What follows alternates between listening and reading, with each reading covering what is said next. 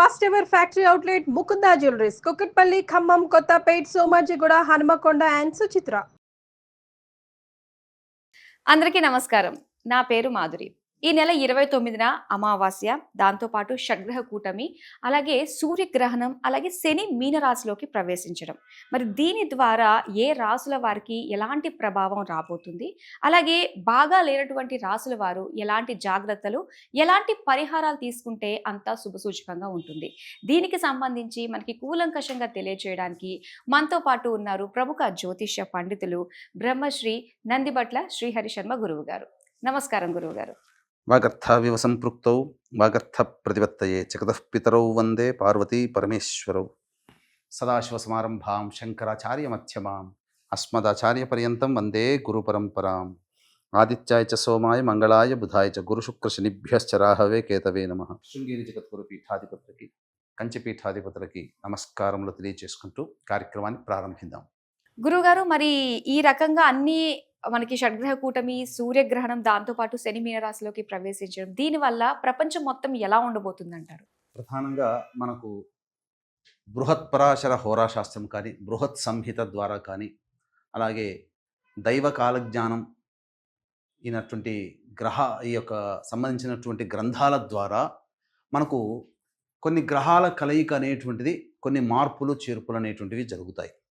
ముఖ్యంగా 2 గ్రహాల కలయిక, 3 గ్రహాల కలయిక, చాతుర్గ్రహ కూటమి, 4 గ్రహాల కలయిక, 5 గ్రహాల కలయిక, 6 గ్రహాలు, 7 గ్రహాలు, ఆఖరినది పెద్దదైనటువంటిది 8 గ్రహాల కలయిక. ఉదాహరణకి మీకు తెలియచేస్తాను.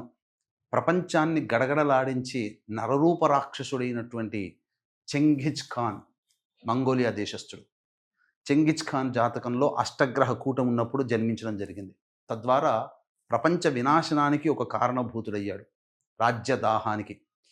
ఇక మనం గమనించుకున్నట్లయితే కొన్ని గ్రహకూటములు అనేటువంటివి, కొన్ని పరిణామాలు అంతరిక్షంలో ఏర్పడుతున్నప్పుడు భూమి మీద కొన్ని విపత్తులు అనేటువంటివి కొన్ని ఏర్పడడానికి సంకేతము గ్రహకూటములు అని చెప్పడం జరిగింది. ఇక పంచగ్రహ కూటమి అనేటువంటిది ఏర్పడినప్పుడు ఏమవుతుంది?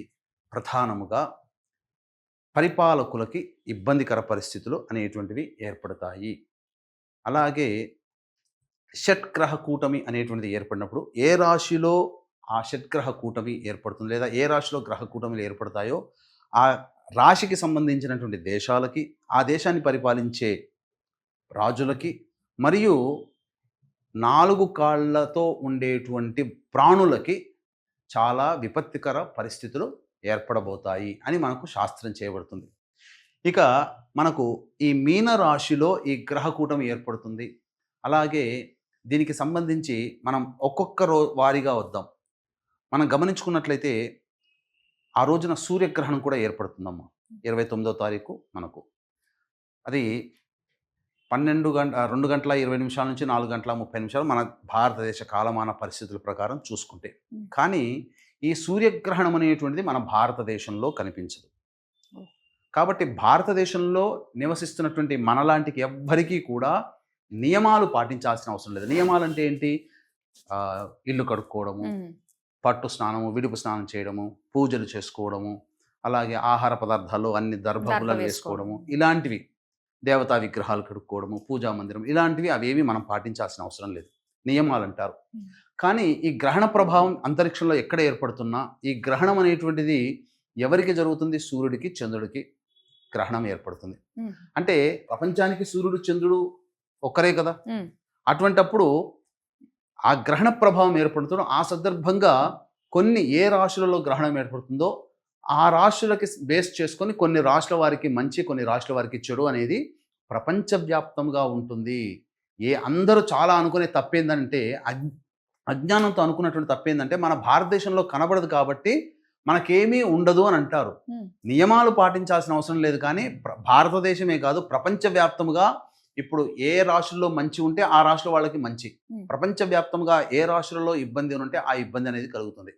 ఇది సర్వసాధారణం. మానవుల జీవితాల్లో మంచి చెడు అనేటువంటిది సర్వసాధారణం. ఎప్పుడు తీపి వస్తువులు తీసుకుంటే 6 నెలల్లో శరీరం పాడైపోతుంది. ఎప్పుడు కారం వస్తువులే తీసుకుంటే 6 నెలల్లో శరీరం కృషించిపోతుంది. అట్లాగే ఇక్కడ ఎప్పుడు మంచి, ఎప్పుడు చెడు ఉండదు. కాకపోతే ఇలాంటి గ్రహణ సందర్భాలు కొన్ని అనేటువంటివి అంతరిక్షంలో ఏర్పడుతున్నప్పుడు, గ్రహ కూటములు ఏర్పడుతున్నప్పుడు అక్కడ జరిగేటువంటిది ఏంటంటే చెడు జరగాల్సిన దాంట్లో ఎక్కువగా చెడు జరగడం, మంచి జరిగే దాంట్లో ఎక్కువగా మంచి జరగడం జరుగుతుంది. ఇక అది మీనరాశిలో ఏర్పడుతుంది.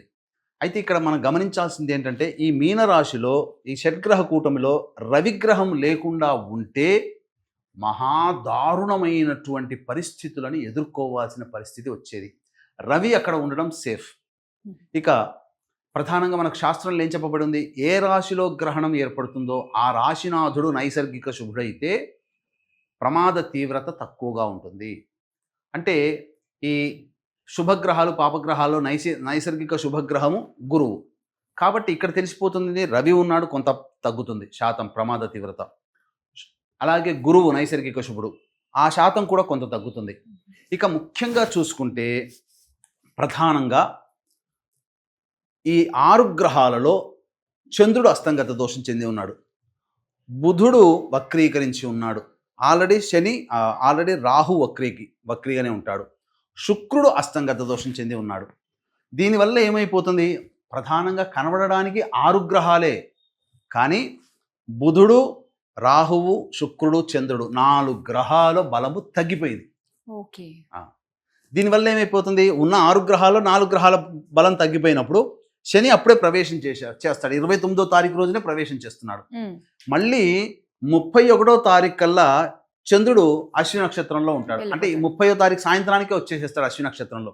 అంటే ఈ గ్రహ కూటమి ప్రభావం ఎన్ని రోజులు ఉంటుంది, మహా అయితే 1.5-2 రోజుల వరకు మాత్రమే ఉంటుంది. కాబట్టి ఎవ్వరు కూడా ఆందోళన చెందాల్సిన అవసరం లేదు. కాకపోతే దీని ప్రభావం వలన కొన్ని విపత్కర పరిస్థితులు అనేటువంటి ఉంటాయి. ప్రపంచవ్యాప్తముగా ఎక్కడ ఇబ్బందికరంగా ఉంటుందంటే ఈ యొక్క జలతత్వం అనగా ఇంకొక ఎక్స్ప్లెనేషన్ కూడా తెలియజేస్తాను. ఈ రాశ్యాధిపతి అయినటువంటి గురువు రోహిణి నక్షత్రంలో ఉండడం అనగా శుభ నక్షత్రంలో పడ్డాడు. ఈ మీన రాశ్యాధిపతి అయినటువంటి గురువు చంద్రుడి నక్షత్రంలో ఉండడం. అలాగే కుజుడు ముఖ్యంగా చూసుకున్నట్లయితే కుజుడు గురు నక్షత్రంలో ఉండడం, అట్టి గురువు యొక్క రాశిలో ఈ యొక్క సంబంధించినటువంటి షడ్గ్రహ కూటమి సూర్యగ్రహణం ఏర్పడుతూ ఉండడం. అంతేకాకుండా ఇది జలతత్వాన్ని సూచిస్తుంది కాబట్టి కుజుడికి జలతత్వానికి సంబంధించినటువంటిది వాయుతత్వము, జలతత్వము, కుజుడు ఉండడం వల్ల అగ్నితత్వం. అంటే ఏమైపోయింది, ఒక భూతత్వం తప్ప జలతత్వం యాడ్ అయింది, అలాగే వాయుతత్వం యాడ్ అయింది, అగ్నితత్వం యాడ్ అయిపోయింది. అంటే ఏంటి, సముద్రము లోపల ఎక్కడో 1000 కిలోమీటర్ల కింద అగ్నిపర్వతములు బ్రద్దలయ్యే అవకాశం ఉంటుంది. అంతేకాకుండా కుజుడు భూతత్వానికి కారకుడు, అలాగే అగ్నితత్వానికి కూడా కారకుడు కాబట్టి భూ ప్రకంపనలు అంటే భూకంపాలు పెరిగేటువంటి అవకాశం మనం చూస్తూనే ఉన్నాం. మనకు జమ్మూ కాశ్మీర్లో కూడా 5.2 రిక్టర్ స్కేల్తో భూకంపం ఏర్పడింది ఒక 4-5 రోజుల కిందట. అంతేకాకుండా ఈ రాశిని సూచించేటువంటి దేశాలు America, Canada, Denmark, Mexico, Antarctica ocean సంబంధించినటువంటి దేశాలు. కాబట్టి విపత్తు అమెరికా ఎక్కువగా ఉంటుంది. కారణం ఏంటంటే చంద్రగ్రహణము మరియు సూర్యగ్రహణానికి విక్టిమ్ దేశం ఏదయ్యా అంటే అమెరికా. ఎందుకంటే ఈ 2 గ్రహణాలు అమెరికా దేశంలో కనిపిస్తున్నాయి. ఆల్రెడీ చంద్రగ్రహణం అయిపోయింది కాబట్టి దీని తత్వంగా అమెరికా నగరంలో యుద్ధ వాతావరణం కానీ, భయోత్పాతాలు కానీ, అమెరికా పరిపాలించే నాయకుడికి కానీ, అమెరికా వల్ల ప్రపంచంలో ఇతర దేశాల వాళ్ళకి కానీ ఇబ్బందులు ఎదుర్కొంటుంటారు. ఇది చెప్పదగినటువంటిది. కాబట్టి ఇప్పుడు మనం చూసినట్లయితే అనేక జలచర జీవులు ఒడ్డు మీదకి వస్తున్నాయి, కనబడినటువంటి వింత జీవులు ఇప్పుడు కనబడుతున్నాయి. అంటే ఎక్కడో నీటి లోపల ఉండాల్సిన జీవులు పైకి వస్తున్నాయి అని అంటే నీటి లోపల ఏదో అలజడి జరగబోతుంది, సునామీలు రావచ్చు, భూకంప తీవ్రతలు రావచ్చు, ఇవన్నీ జరిగే అవకాశం ఉంటుంది. ఇది మనము కొట్టి పారేయవలసినటువంటి అవసరం లేనటువంటి చర్చ. ఎందుకనంటే ఖచ్చితంగా ఈ గ్రహ కూటమి మనం జ్యోతిష శాస్త్రం ద్వారా మనం తెలుసుకుంటాం, అదే సైంటిస్టులు రీసెర్చ్ చేసి తెలుసుకుంటారు. మనకి వాళ్ళకి పెద్ద తేడా ఏమి లేదు. కాకపోతే గ్రహ కూటమిని అనుసరించి మన మహర్షులు అందించినటువంటి విజ్ఞానం ప్రకారం ఇలా జరగబోతుంది భవిష్యత్తులో అని చెప్పబడుతుంది. ఇది ప్రపంచానికి జరిగేటువంటి విపత్తుగా మనం చెప్పుకోవచ్చు. ఇక భారతదేశం విషయానికి వచ్చేసేసరికి మీనరాశి ఈశాన్య రాష్ట్రాలకు సంబంధించినటువంటి దేశము. మన దేశంలో కొన్ని రాష్ట్రాలు ఉన్నాయి కాబట్టి అవేంటి, అస్సాం, మణిపూర్, మిజోరాం, వెస్ట్ బెంగాల్. ఈ యొక్క రాష్ట్రాలలో ఈ రాష్ట్రాన్ని పరిపాలించే నాయకులకు కానీ, రాష్ట్రంలో ఉన్నటువంటి ప్రజలకు కానీ ఈ రాష్ట్రాల్లో కొంత విపత్కర పరిస్థితులు అనేటువంటివి ఉంటాయి, తీవ్రవాద సమస్యలు ఉంటాయి. ప్రధానంగా ఈ యొక్క శని మారడం చేత శని సామూహిక మారణాలకి కారకుడు అవుతాడు. అందుకని ఎక్కువగా బాంబ్ బ్లాస్ట్ జరిగినా, ఎక్కువగా భూకంపాలు జరిగినా, ఎక్కువగా సునామీ ప్రభావాలు వచ్చినా, ఎక్కువగా ప్రకృతి విపత్తులు అనేటువంటి జరిగినా అవన్నీ కూడా శనివారం నాడే ఎక్కువగా జరుగుతున్నటువంటి సంఘటనలు. కాబట్టి 29వ తారీఖు రోజున శనివారం అయింది. శని ఉత్తరాభాద్ర నక్షత్రంలోకి, పూర్వభాద్ర నక్షత్రంలోకి ప్రవేశం చేస్తున్నాడు. కాబట్టి ఈ సందర్భంగా ఉత్తరాభాద్ర నక్షత్రము శని నక్షత్రంలోనే గ్రహణం ఏర్పడుతుంది. ఇన్ని కారణాల వల్ల జాగ్రత్తలుగా ఉండాలి. అంటే ఏంటి?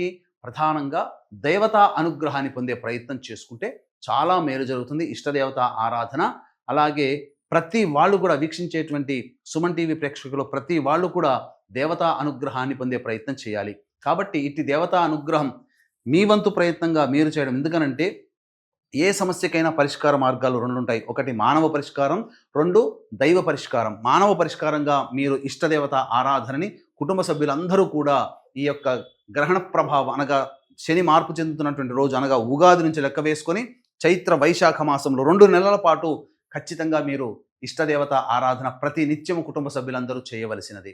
అలాగే మంత్ర పరిష్కారంలో భాగంగా బ్రాహ్మణుల చేత మనం చేయించుకునేటువంటిది. కాబట్టి ఇట్టి మంత్ర పరిష్కారంలో భాగంగా అందరికీ అందుబాటులో ఉండే విధంగా ఈ యొక్క షట్గ్రహ కూటమి, సూర్యగ్రహణము, అమావాస్య, శని మార్పు చెందుతున్నటువంటి కారణం చేత అంతరిక్షల దేవతలు అనగా దశమహావిద్యల యొక్క సహాయం తీసుకోవడం. అందులో భాగంగా ప్రత్యంగిర హోమము, బగలాముఖి హోమము, రాజశ్యామల హోమము, వారాహి హోమము, ధూమవతి హోమము, కాలభైరవ హోమము, మృత్యుంజయ హోమాలతో పాటుగా విద్య, వివాహ, ఉద్యోగ, దాంపత్య, అనారోగ్య సమస్యల నివారణకి విశేషమైనటువంటి సర్వదోష నివారణ పూజలు, హోమాలు అనేటువంటివి చేయించడం జరుగుతుంది. అవకాశం ఉన్న వాళ్ళు కార్యక్రమ తదనంతరం కాంటాక్ట్ చేసి ఈ కార్యక్రమంలో సభ్యులుగా నమోదు చేసుకోవచ్చు. తప్పకుండా దేవతానుగ్రహం కలుగుతుంది. అంతరిక్ష దేవతల యొక్క అనుగ్రహం ఈసారి రావాలి. ఎందుకనంటే చాలా బలవత్తరమైనటువంటి సమయము. ఆ సమయంలో గ్రహాలు మనకు కీడు, కొంతమందికి కీడు, కానీ ఆ కీడులో నెగిటివ్లో కూడా మంచి. ఎందుకనంటే ఒక చాకుని మంచికి ఉపయోగించవచ్చు, కూరగాయలు కట్ చేసుకోవచ్చు. అదే చాకుని మారణ హోమానికి కూడా వాడవచ్చు. కాబట్టి చెడుగా అందరూ చెప్తున్నటువంటి ఇట్టి షట్గ్రహ కూటమిని మంచిగా మనం ఆ గ్రహాలు ఇచ్చేటువంటి శుభ ఫలితాలని ఒడిసి పట్టుకోవడం అనేటువంటిది 2 నెలల పాటు మీరు మీ ఇంట్లో ప్రతినిత్యము కూడా దేవతా ఆరాధన చేసుకోవడము, అలాగే ప్రతి నిత్యము కూడా దేవతా ఆరాధనతో పాటు ఇటువంటి దైవ కార్యక్రమాలు అనగా మన పీఠమాధ్యంలో జరిగే కార్యక్రమంలో మీకు ఇష్టం ఉంటే నమోదు చేసుకోవచ్చు. దైవానుగ్రహాన్ని పొంది తరించవచ్చు. గురుగారు, షడ్గ్రహ కూటమి గురించి అలాగే సూర్యగ్రహణానికి సంబంధించి ప్రపంచ వ్యాప్తంగా ఇలాంటి విపత్తు నుంచి బయటపడడానికి ఎలాంటి సులువైన మార్గాలు మనం పాటిస్తే మంచిదా అన్న విషయాలు చాలా చక్కగా తెలియజేసినందుకు ధన్యవాదాలండి. సర్వం శ్రీ ఉమామహేశ్వర పరబ్రహ్మార్పణమస్తు.